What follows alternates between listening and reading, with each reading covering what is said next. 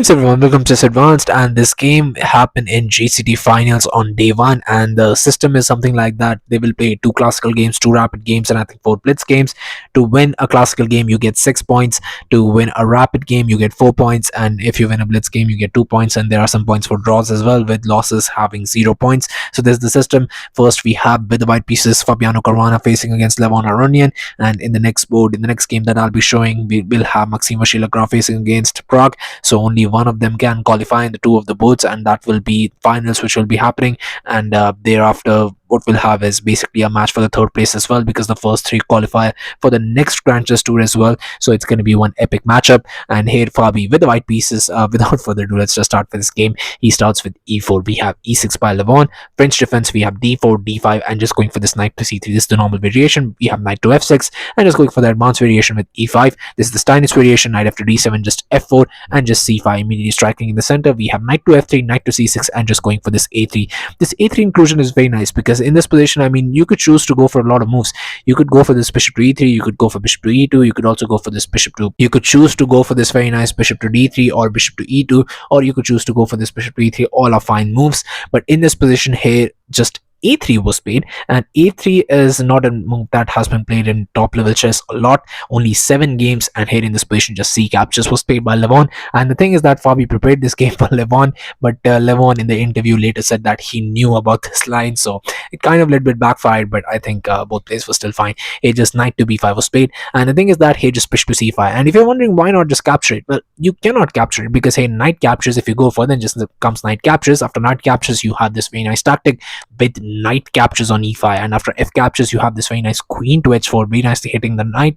And once you play g3, knight captures, you're just a piece down, basically. You're just a pawn down, basically, and there are your king is very vulnerable. I don't think so you would want to face this position, as with the definitely with the white pieces. But here after bishop to c5, they both know this existed, so here just goes h4, so that you don't have this threat. This is, I mean, normally you play h4 to try and just go and push your position to a win. You want to attack, but here in this position, h4 was played as a defensive resource. That's kind of the irony. And here just h5, not allowing h5 to exist on the board. And you could also go for a move like castles in this position, but it's a very ugly move, because you want to understand there is a lot of lines that can happen, and it's very complicated. Hey, if you choose to go for this, then just b4 comes, you have to move the bishop back, and now just comes bishop to d3. There are so many lines, and if you think that this position is fine, not that complicated, then let's just push the knight back. Maybe you'll have something.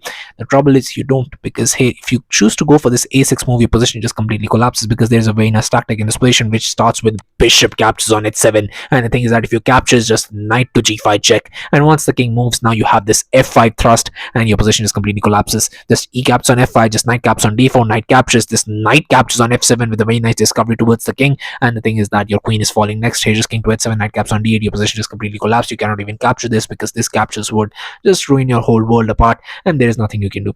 But after bishop to d3, if you want to play it accurately, here just h6 is the accurate move. But after castles, a5, I mean, trying to just create play towards the queen side, but now comes g4. g4 is a crucially fantastic move. I mean, you've just pushed all your pawns towards the king side. You don't care about the king side safety at all, and you're going to be pushing those pawns to try and create, I mean, attacking chances. Here you play f6, now just comes this queen to e2, f caps on e5, f captures, rook captures on f5, beautiful exchange sacrifice, and after rook caps on f3, just knight captures on e5. So you will want to actually win the exchange back. You don't gain nothing from actually moving the exchange out of the way.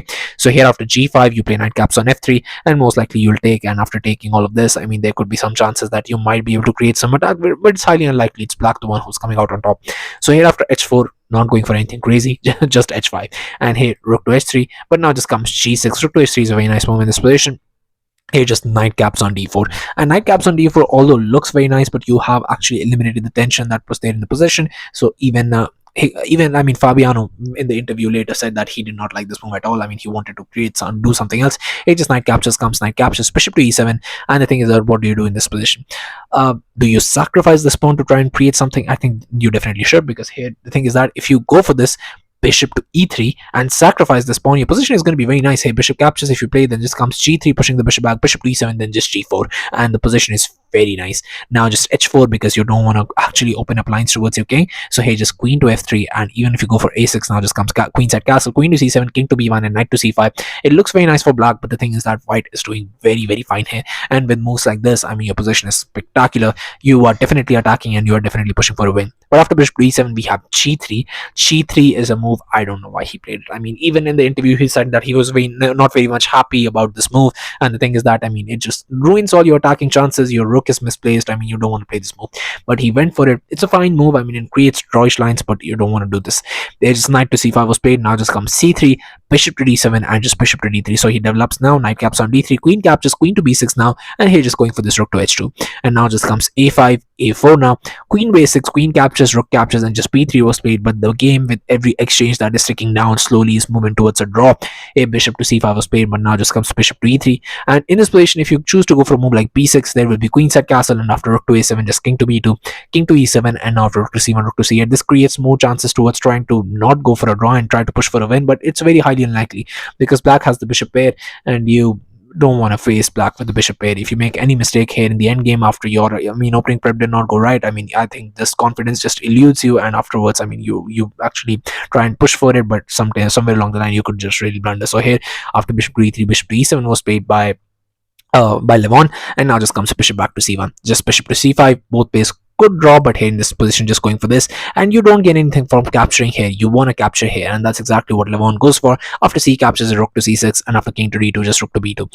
And if you choose to go for a move like rook to b2 in this position, which is a very dubious move, because here it allows rook to c3. The thing is that b4 comes, and after this, a captures, bishop captures, and rook caps on g3. Yes, you give the pawn, but king to f2, rook to s3, and king to g2, but rook caps on h4. And yes, this is also threatened, but now you have to go for bishop to d6. And the thing is that this is threatened. If this lands in, your position just completely collapses. Either you're getting checkmated, or you're gonna have to give me the rook and the bishop. So that would be really bad. So in this position, you have to go for a move like bishop to c6, and after rook to c1, your position is absolutely fine.